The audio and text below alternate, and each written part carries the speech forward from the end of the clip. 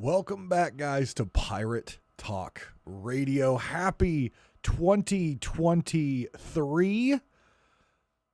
As some folks know, I'm not good with math, and there were some addition issues in the last episode on how old Sea of Thieves is. We are about to hit the 5-year anniversary, okay? Came out in 2018. That's 2 years plus 3 for 2023. That's 5 years, not 4. It's 5. It's math. It's 2023, okay? And this is episode 94. Thank you very much for listening. And as we always start out the episode, I want to thank the amazing, the beautiful, well, at least some of you, and notorious patrons of me. I appreciate your support financially. You guys are awesome. Blade X Life, Jack, Skamelt 666, Lane, and Regis Stella. Thank you guys so much for your continued support of my content. I appreciate it very much. And aside from one, which I've already messaged them, your holiday perks, those of you who have those based on your tiers, have been put in the mail.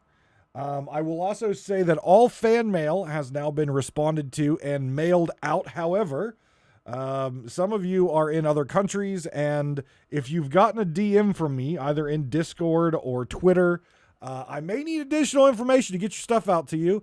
And yeah, you're running out of time because I DM'd you days ago and I haven't got it back. So if you don't get your fan mail and you were supposed to get fan mail and you didn't, well, you didn't check your DMs. That's not my fault. It's yours. Sorry.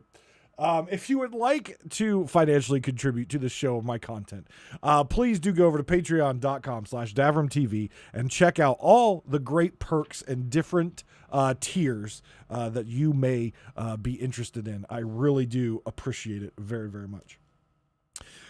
So let's dive into our episode today. We've got some news, not big news, but some news.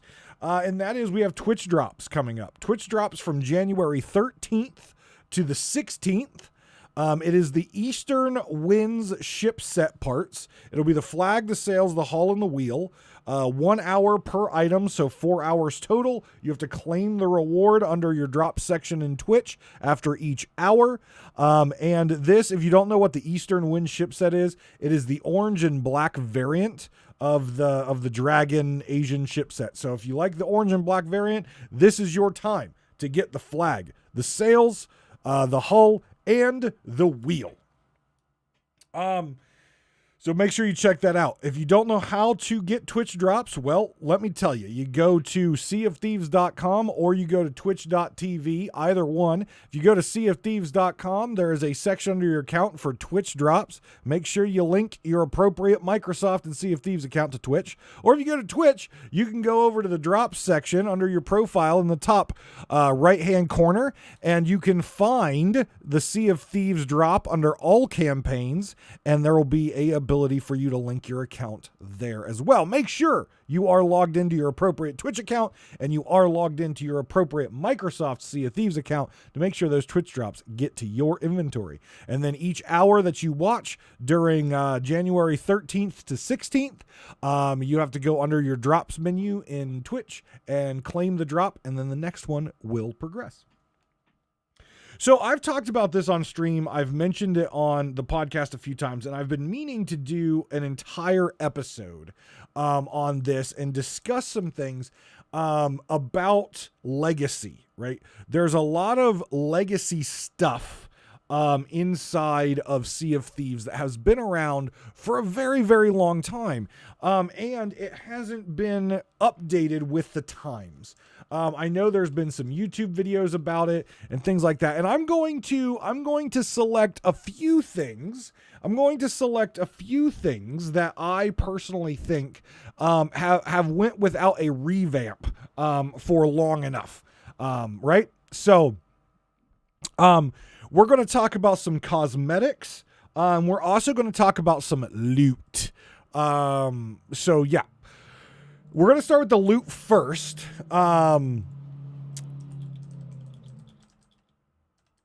And how I want to approach this is talking about the how much money you get when you turn in certain bits of loot and how that has been relatively stagnant for a long time. And then compare that to the idea of these illustrious pieces of loot or sought after pieces of loot, and how it just doesn't make sense, and how over the years Sea of Thieves really just needs to reassess what these items are and how much they're worth. It's a perfect opportunity to put a little bit more control over the economy.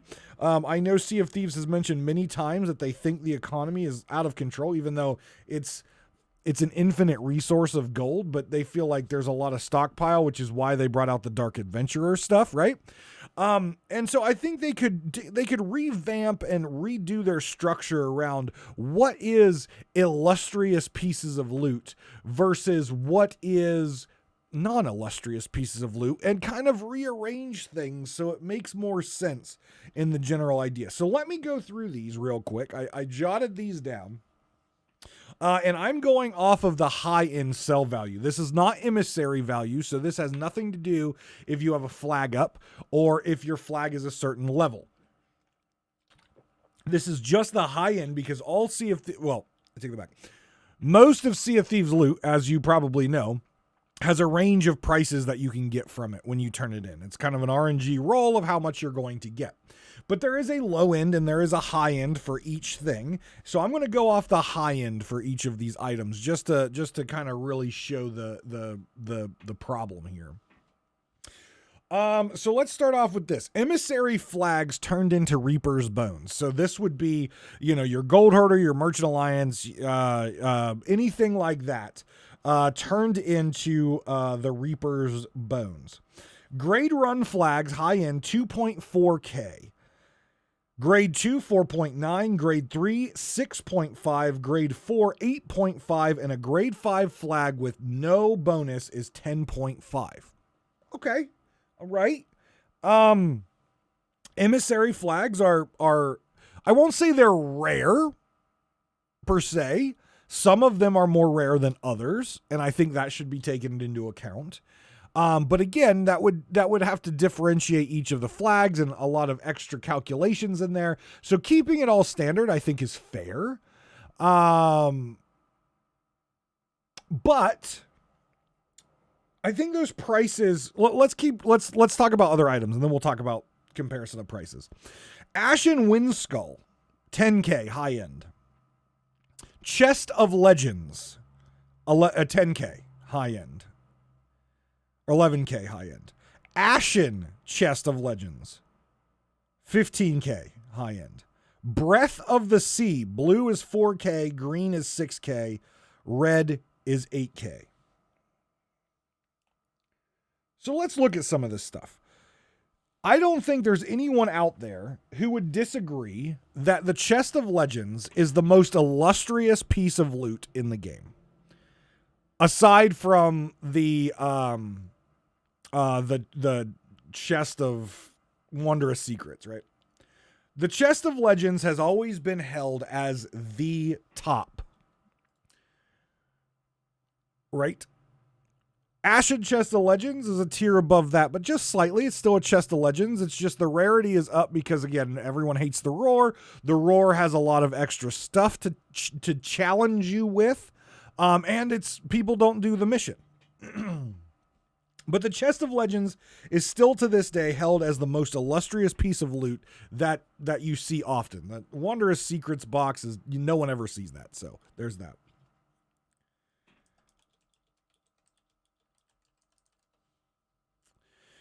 So if I look at this, you're telling me that an Ashen Windskull, an event that spawns relatively frequently, and you also get up to, I've seen up to 5 Ashen Windskulls from a Fort of Fortune, is 10K. In that same Fort of Fortune, you get 1 Chest of Legends. On an Athena voyage, you get 1 Chest of Legends. 1. On a Gilded, you get more, but on Athena voyage, you get 1. On a Veil voyage, you get 1. Now, Veil Voyages can obviously be done over and over and over again. You will get 1 on a Emissary Ledger reward. You get 1. Ashen Wind events are challenging, but is it the same? I mean, we're talking 1K difference. We're basically saying that the Ashen Wind Skull is an exact equivalent to the illustrious Chest of Legends. And I don't think that should be the case. I just don't think that would be the case.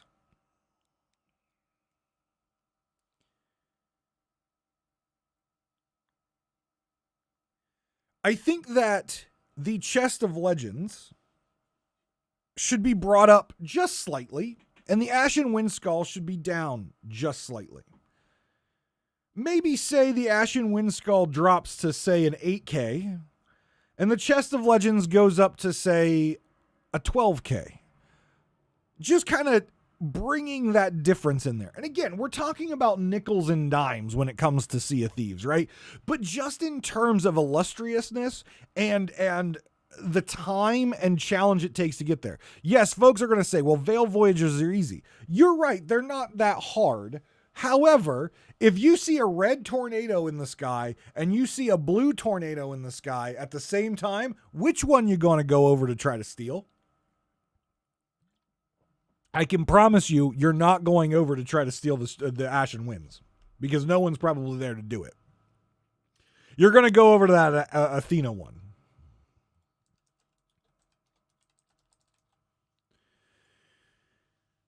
So I think a little difference there, just to put that Chest of Legends on a higher shelf, would be a good idea.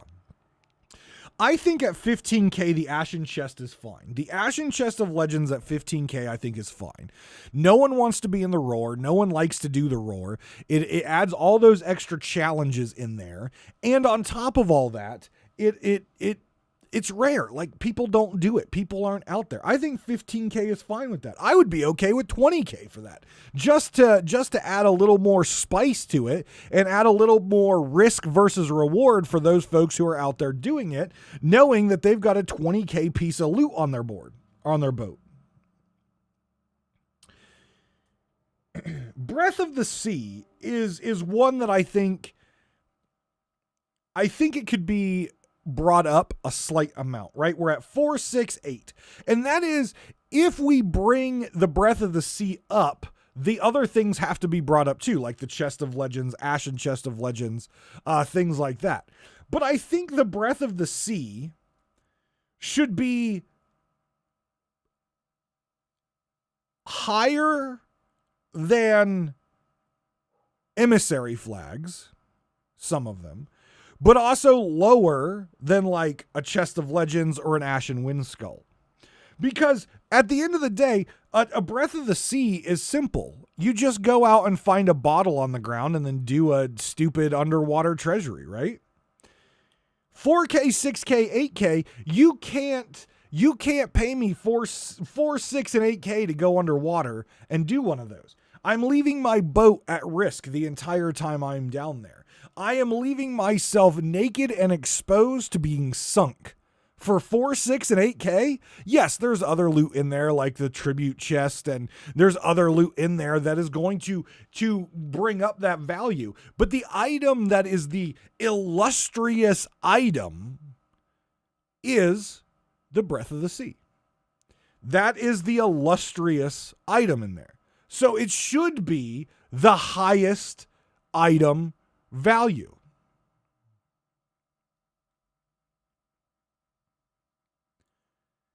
It should be the highest item value.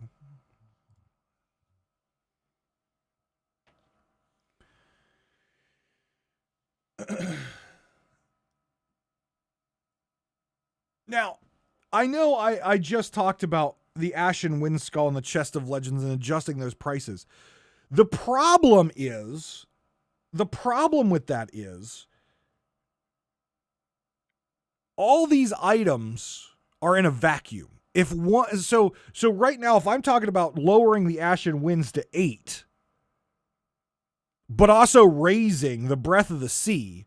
The highest breadth of the sea of red is already at 8K, but I want that to be lower than the Ashen Windskull. But overall, I want the breadth of the sea to be higher. See the problem here? Sea of Thieves has continually added new and new content without looking of the overall economy balance.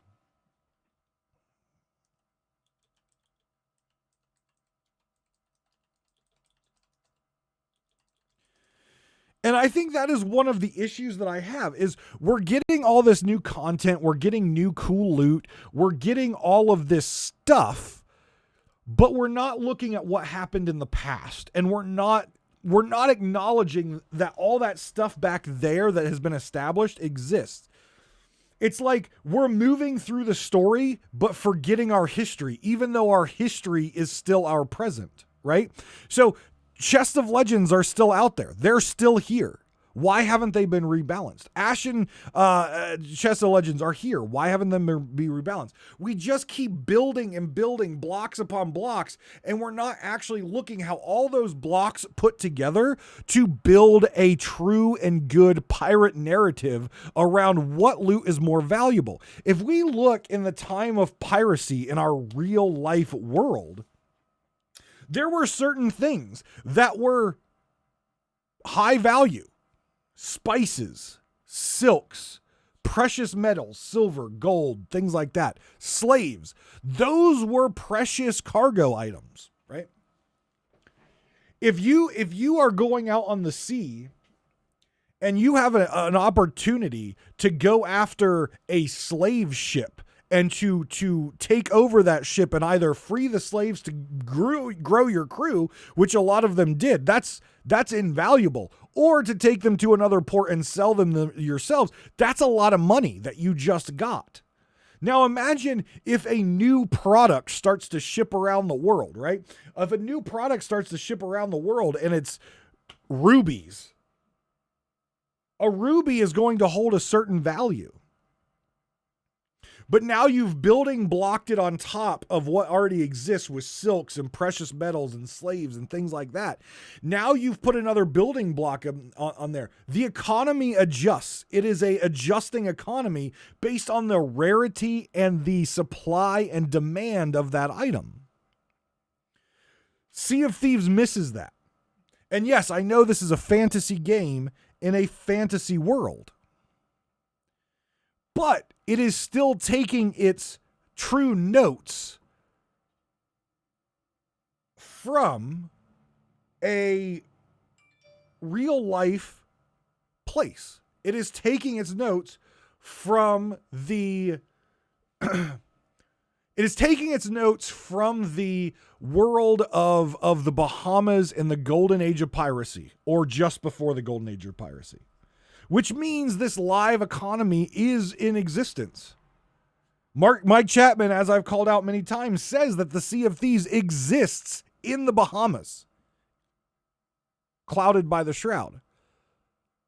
Not many people have been born and lived their entire lives in the Sea of Thieves, which means they've came in from the outside, understanding the economy. I've talked about this many times, talking about the sovereign, talking about how the trading companies work, talking about all this stuff. If you're going to base your game in reality, you also have to base the basics of the economy in reality, even though it's completely made up and gold is an infinite resource.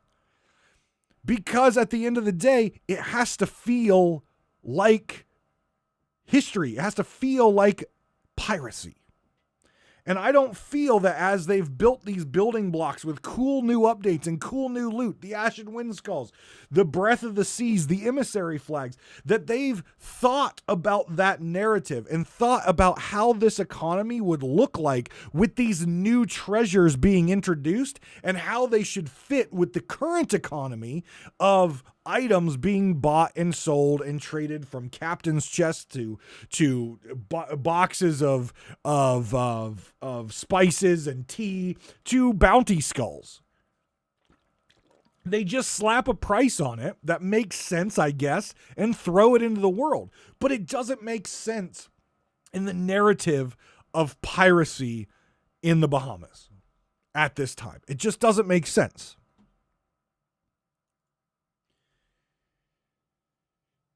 So I would like to see them, and maybe we will. I don't think we will, because honestly, I think their development time is better spent in other places, i.e. hit reg and combat. To really reevaluate this, and again, we're approaching the golden age of piracy in Sea of Thieves. You know, we're seeing the building of New Golden Sands into a pirate outpost, a fort, basically, a town, or a colony, if you will. And this would be a good opportunity for them in an upcoming update to really reassess the economy and where things go and the idea of supply and demand. You don't have to have a dynamic system of supply and demand inside the game. It can still be a random roll on how much you get, but the ranges need adjusted to make more sense in the overall pirate narrative of the area. I think emissary flags, in all honesty, are decently priced, right? Like, you can usually find grade 1s, grade 2s, maybe a grade 3. Grade 4 and 5, you could even add maybe a little bit to 5. 5s are a little bit more rare. But now with the introduction of the instantaneous PvP system, there's a lot more chance of emissary flags. So maybe we just leave those prices there as it is. But it's just, I don't know. It just doesn't make sense to me. Especially with the rarity of some of these items. It just doesn't make sense in the overall historical narrative that we have Sea of Thieves, right? And people are going to blow me up about this. People are going to sit there and message me and talk to me and be like, it's a video game. It's a fantasy world. You cannot establish that your game exists in the real world during a certain time of history and the people have traveled inside of this world and then ignore everything the outside world does. You can't do it. You cannot do it. You can't. Well, they make the game, they can do whatever they want. Then they fail and they suck at their jobs. Period. Since everyone wants to see Captain Hook in here, maybe they should just take Sea of Thieves out of the Bahamas Islands, out of history, and be like, it's in Neverland now. We have picked it up with magical fairy dust from a stupid yellow box, and we've moved it. We've taken it to Neverland, and now we can have Hook and Pocahontas and Tiger Lily and Shmee. Hell, throw in some of the Encanto characters for all I care. But if your game takes place in a real life area, in a real life time of history, then by God, you need historical accuracy in your systems. Oh, gets my blood boiling. Gets my blood boiling.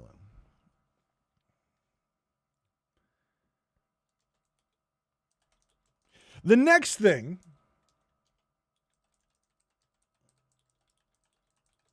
is cosmetics. Now, I don't have the full 5-year experience of Sea of Thieves as some people do. But I've played for a long time. I've played for many years. I almost have 100 days played logged. And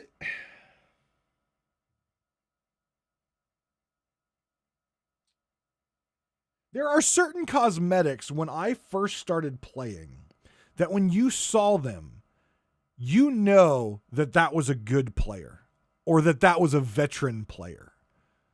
There were certain cosmetics that every time you saw them, you knew. And I'm not going to go over all of them because some people are going to have a difference of opinion on what was those cosmetics for them. But there are a couple that I want to call out, and they range across a variety of different play styles, right? Just because you like gold hoarder stuff does not make you any less of a good player or a veteran player than someone who has arena stuff, right? It doesn't. You're just a different type of player. You're still a veteran. You still know the game. You're still a good player. You're just a different type. So I'm going to go across a large range of different items here that really showed either the player was a true veteran of the game, played for a while, spent a lot of time, was dedicated, or it shows that those were unstoppable badasses in whatever field they were in. And then I'm going to tell you why it's a problem that people don't see this like this anymore. We are inundated by a ridiculous amount of cosmetics every single update and multiple times between updates through the Twitch drops. And so I feel like a lot of the hardworking cosmetics have lost their grandeur, have lost their respect, because everyone is just inundated with a ridiculous amount of cosmetics nowadays. And people don't sit there and open a vendor and see something and be like, oh my God, that's a lot of work. Holy crap, I just saw a pirate the other day with that. They are gods?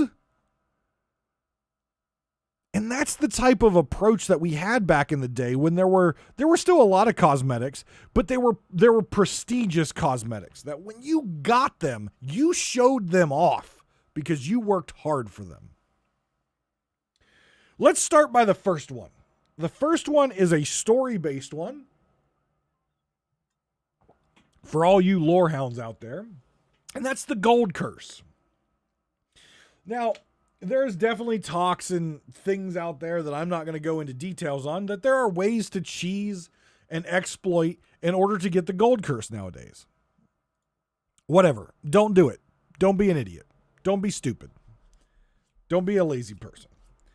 But still to this day, the Gold Curse requires you to complete all the Tall Tales completely and to complete them 5 times each and complete the Shores of Gold 5 times.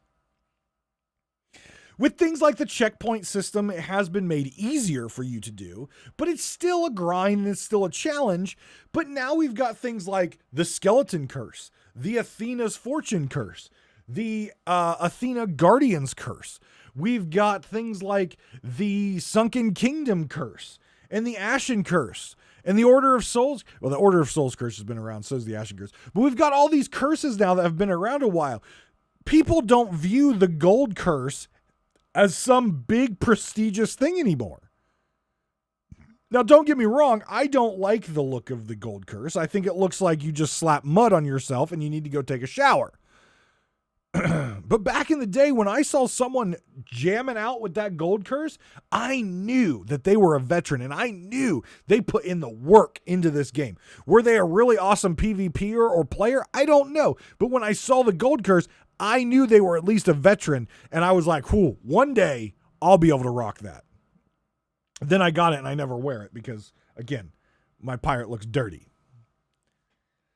So the Gold Curse is one of those things that it's just like, it's, in my mind, it has lost its prestige as time has went on and we've been inundated with these because there hasn't necessarily been, and I don't know if I would want something to come in to make it easier to get, but people do not strive for the Gold Curse anymore. Most people don't. Some people still want it, but most people don't strive for it anymore because it's got a lot of work behind it. Back in the day, that was the thing to do. You got to strive for your Gold Curse. You got to go after your Gold Curse. You got to get that Gold Curse because it was rare to see it out in the wild. Let's step into the PvP section of what was prestigious back in the day. Obviously, the legendary weapons. The legendary weapons were the gold and purple weapons.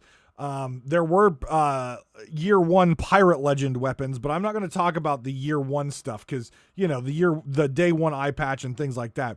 Those are obviously very prestigious. But those were things that were based on time, right? The year 1 pirate legend weapons, I would hold at a decently prestigious level because they required you to be a pirate legend in the first year. And it was much harder then to become a pirate legend. So I will put those up on a slight pedestal, but those are not obtainable anymore. So yes, I would say that they're pretty cool to see, but they're not obtainable anymore. And I'm going to talk about some arena ones right now, which aren't obtainable anymore because the arena is closed, but there's something that Sea of Thieves could easily bring back into the game with the new PvP system.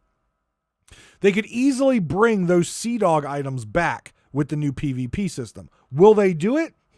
Don't know, but they could do it. So I'm going to talk about those. So the legendary weapons, the accommodation in order to get the legendary weapons was first place in the arena 240 times after you hit Pirate Legend. So it didn't matter how many times you got first place before Pirate Legend. You had to do a 240 first place wins after becoming Pirate Legend. That was a lot of work. That was a lot of work, especially with the sweat stains that inhabited the arena. That was a lot of work. I didn't get it. I could have, but I kind of gave up at the end because I was tired of the TDMers. And I just kind of gave up. But I could have got there. I think I was 90 wins away, I think, at the end. And I got into the arena. I got into the arena fun late in my career. So the legendary weapons, I would say, is one prestigious thing that if you saw them out there, you were like, don't mess with that person. That's cool. I want to earn those someday. The next one on my list, again, coming out of the arena, is the Iron Sea Dog title. A buddy of mine, I helped him grind the Iron Sea Dog title out. The Iron Sea Dog title, for those of you who don't know, that is kill 200 players with cannons in the arena. 200 players with cannons in the arena. That is not easy to do. Think how hard it is now to get one balls. Think how hard it is now. That is a challenging title to get. 200 player kills with cannons in the arena. You get the Iron Sea Dog title. The next one, that was another prestigious one on my list of prestige back in the day that I don't think people necessarily respect the amount of work that went into this. And again, with all the cosmetics that are out there now, I think has lost its, prestige. That is any of the triumphant Sea Dog weapons. Okay. Now, some of you might be out there and be like, that wasn't too hard. Some of you might not even know what they are or how to get them. Let me tell you how you got the triumphant Sea Dog. This was a two-step achievement that you had to do. The first step was you had to get 200 player kills with the weapon of your choosing. So that would be the cutlass, a pistol, a eye of reach, blunderbuss. 200 kills with that weapon. That unlocked you the glorious version of said weapon. So you get 200 kills with whatever skin you wanted, and then you got the glorious version. Now, I believe a couple of them had different names, like the legendary Sea Dog blunderbuss, the notorious Sea Dog cutlass, and then there was the glorious Eye of Reach and the glorious Sea Dog flintlock. But again, in order to get those particular things, you had to get you had to do 200 first. Then, after you got 200 kills with your flintlock, you got the glorious flintlock. Then you had to do another 100 kills with the glorious flintlock to get the triumphant Sea Dog flintlock. So that's 300 kills with just a flintlock to get triumphant Sea Dog. 300 kills with just the Eye of Reach to get the Triumphant Eye of Reach. The Blunderbuss and the Cutlass were slightly different. As you leveled up your Sea Dog rep, you got the Notorious Cutlass and you got the legendary Sea Dog Blunderbuss. So for the Blunderbuss and the Cutlass, you only had to do your 100 kills in order to get that, right? So you got all that you had to do was get to rank 50, and you would have both of those. Rank 50 of Sea Dogs would make sure you have both the Cutlass and the Blunderbuss, and then you had to get 100 kills with those in order to get the Triumphant. That's a lot of kills. That's a lot of kills. Think about that. A single weapon type, that many kills, 300 kills to get the Flintlock in the Eye of Reach. 300 kills. Now, you can't tell me, if you see someone walking around with the Triumphant Eye of Reach, you can't tell me you don't shit your pants a little bit, because that's a lot of kills with an Eye of Reach. And sure, some people will say, well, but the arena was out for a couple years, that's not too hard. Try it. I played the arena for a couple years. I never got it. It's a lot harder than you think. During your PvP diving, get a piece of paper out. Pick a weapon. For a whole week, or for a whole month of playing, put a tick mark down every single time you get a kill with that weapon. Tell me by the end of the month how close to 300 you are. I promise you, you're not going to be that close. So that's another, to this day, I still hold respect for that. Now, will they reintroduce these weapons? They will probably reintroduce a color variant of these weapons, but I don't think they're going to reintroduce the weapons or the Iron Sea Dog title. Now, for the Triumphant, I guess they could maybe do something. I don't know. Those are kind of, again, a legacy item that may just be sunset forever now. Who knows? Who honestly knows? But those are definitely things that are held at a high regard in a PvP world. And still to this day, even though they're legacy, I still wanted to talk about them because I don't think people understand the Gold Curse, the legendary weapons, Iron Sea Dog and Triumphant Sea Dog, how much work that actually was to get, especially back in the day. It was a lot of work. It was a lot of work. And now we're inundated by all these cool cosmetics. And I think that those items have kind of lost a little bit of their luster because it's a lot of work, or was a lot of work. And I don't think people just have the respect for those items anymore, because a lot of people are playing Sea of Thieves now and they don't even know what the arena was. They don't even know what the arena was. Imagine if there was an accommodation now for 300 kills with an Eye of Reach to get an Eye of Reach. People would see that on the PvP, like the Season 8 PvP stuff, and be like, shit. It's like the Skeleton Curse, right? Or the Guardian's Curse. Like Mino, who posted on Twitter, I think was probably the first person who hit 1,000. Like, that's incredible. And people are like, oh my God, the Golden Skeleton Curse has been unlocked. Oh my God, this person's a badass. This person did it in this many wins with only this many losses. Like, that's the kind of prestige that these old weapons, the legendary weapons, the Iron Sea Dog, the Triumphant Sea Dog, the Gold Curse, that's the type of prestige that they have, would be like today, the Gold Skelly Curse. And I'll tell you this, it's much easier to get the Gold Skelly Curse nowadays than it was to get the Triumphant weapons back in the arena day.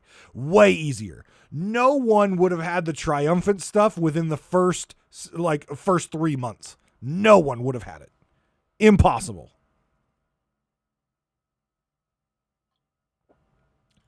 So even though we bitch about the grind now with the PvP in Season 8, it was nothing like the grind for Pirate Legend in year 1. Nothing like the grind for the Gold Curse. Nothing like the grind for the arena weapons. Nothing like the grind for Iron Sea Dog. It's not the same. It is not the same.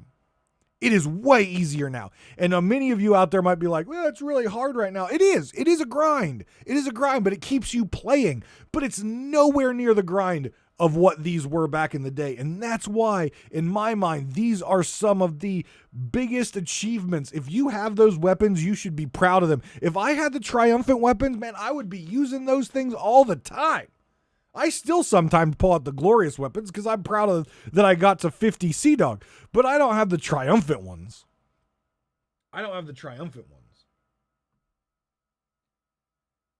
Now, for those of you, we just talked about the PvP. Let's go to the PvE side, because there are some very challenging PvE ones as well that had illustrious items that, to be honest, if I see them, I still hold high respect for them to this day. And now PvP players are going to be out there being like, oh, that can't be too hard. PvP player.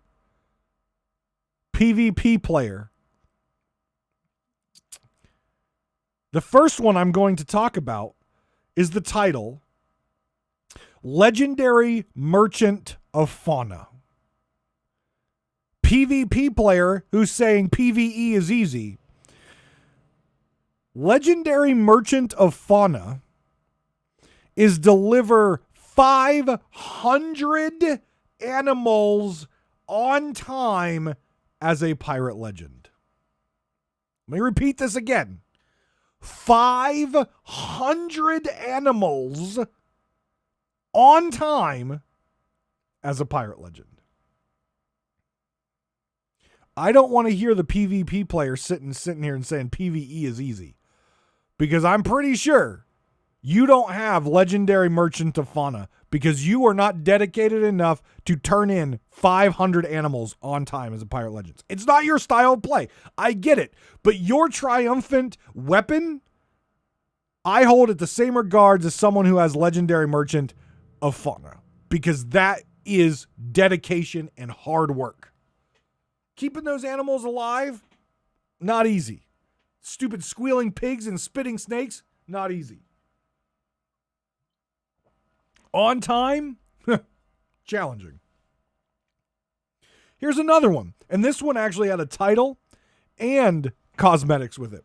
And I will be honest with you right now. I don't have this one completed. I don't have this. This is Legendary Merchant Trader.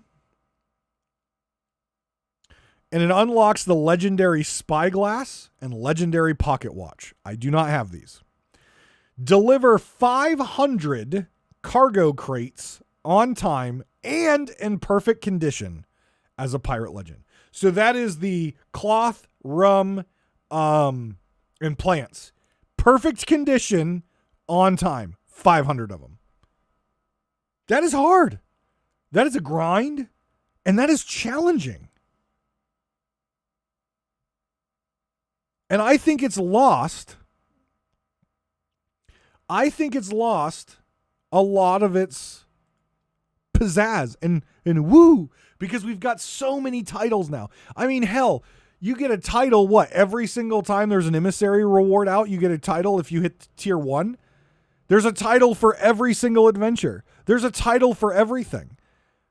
And I don't think people understand anymore, because there's so many titles. There's so many pocket watches. There's so many spyglasses. There's so many weapons that when one of these special ones, and even though it's simple, like it's a simple title, Legendary Merchant Trader, Legendary Merchant of Fauna, those are titles that aren't going to necessarily catch any player's eye, but it is going to catch a player's eye who has been playing for a while, and they know what type of work that goes into.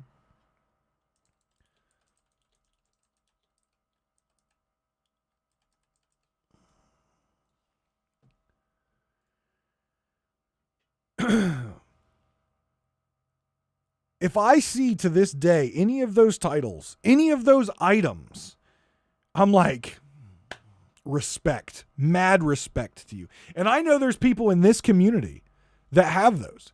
I've seen them wear them. I've seen them rock them out. I have seen those items and those titles out there in this community. Friends of mine, cutthroats, and even in Pirate Talk Radio people. I've seen your pirates when you've posted pictures and stuff. I know, and I have respect for you if you've got those.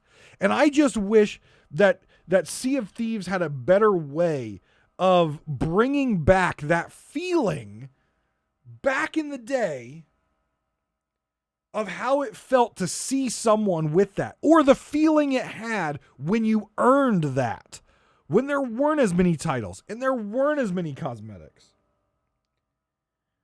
I want that feeling to return. I want them to try to figure out how to make that magic happen again. New players nowadays, they will not understand those things. They just won't.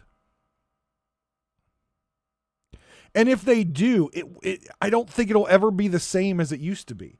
I wish that they would figure out a way to breathe life back into that system.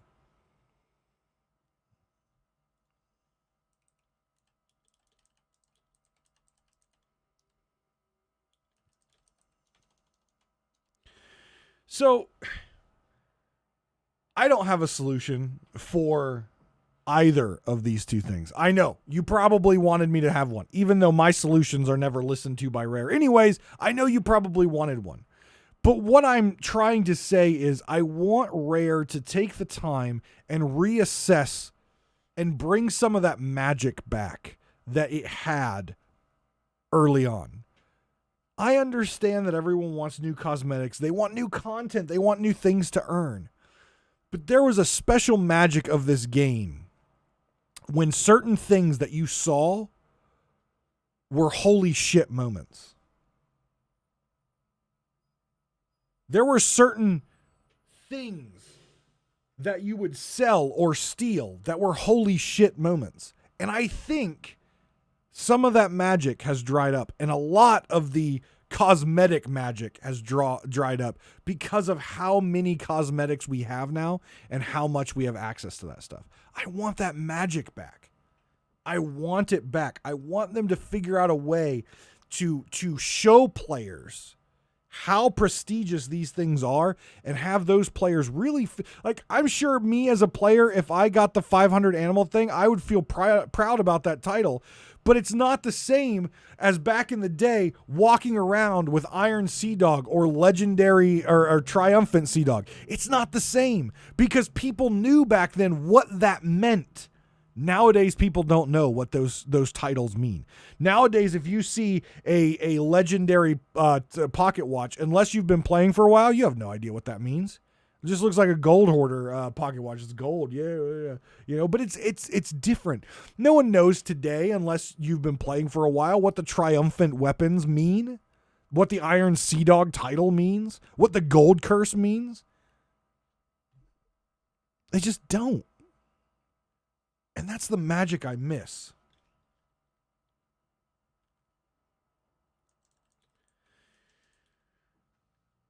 I don't know how to fix it. I hope Rare comes up with a way to fix it. I don't even know if there is a fix for it. But it's been something that has been on my mind, and I've talked about it multiple times, and I really wanted to lay it down with the gold values, with some examples of those cosmetics that I, to this day, still hold at a high point, but have been lost in the overall community. I remember back, this will be the last step through time, I promise. I remember back when you would join, and I still have it in my Discord, when you would join a Sea of Thieves Discord, and you would be able to show proof of Legendary Sea Dog, and you would get that title. And you would have that title, and you would be in a section in the Discord. And people would be like, ooh, those guys are badass. Or the gold curse would be like, ooh. Yeah. Or this one, ooh, you know? And it was a thing. Like, there was a prestige and an honor around having those things. And that is just gone now because of the over just inundation of all the titles and cosmetics that we get, it's just been lost, and it's sad. But don't worry. If I see you out there with any of those things I mentioned, mad respect to you. Mad respect to you. Guys, thank you very much for listening to this week. I hope it gave you a little bit better understanding of kind of the history of the game, and also some of the things that I look as a prestigious thing, and something that I hope that Rare really looks at and remembers how things used to be on that, and tries to figure out how to breathe some magic back into that. Guys, take care of yourselves and each other, and I will see you next time on Pirate Talk Radio.